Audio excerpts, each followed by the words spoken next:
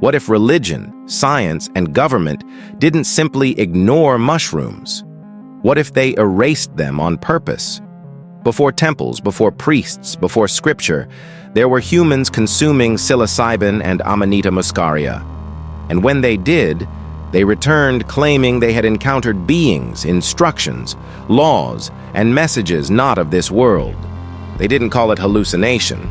They called it revelation.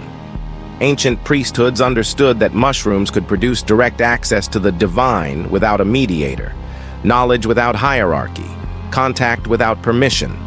That is not a harmless discovery. That is a structural threat. There are theories that many of the world's earliest religious revelations, the ones later turned into institutions, began with entheogens. Even Moses.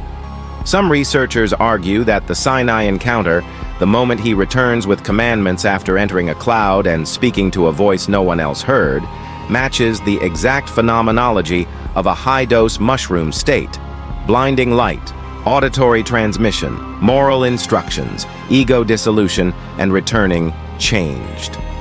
Whether the theory is correct or not, one pattern is undeniable. Once religions became institutions, the substance that may have sparked their origin was outlawed, demonized, or buried. Why? Because mushrooms allow any human to bypass the gatekeepers. If a person can receive revelation directly, the priest loses power. If a person can touch transcendence without a church, the church becomes obsolete. If a person can break the illusion by experience, the illusion can no longer govern them. So what happened?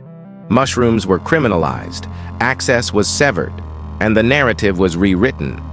They are dangerous. Dangerous to whom? To the body or to the hierarchy? A forbidden substance that makes humans question, awaken, detach from control, and see the system from above cannot be allowed in a world built on obedience. You cannot run a civilization of compliant citizens if they all taste the thing that dissolves obedience. Maybe that's why the tree of knowledge was forbidden, not an apple, a fungus. Because the moment humans eat knowledge, they no longer need masters. So ask yourself, if a plant can grant direct access to truth, would those who rule ever allow it to remain legal? Remember, everything I've said is just theory, not advice, not fact. Tell me, were mushrooms banned for our safety or to keep humanity from waking up? Leave one below.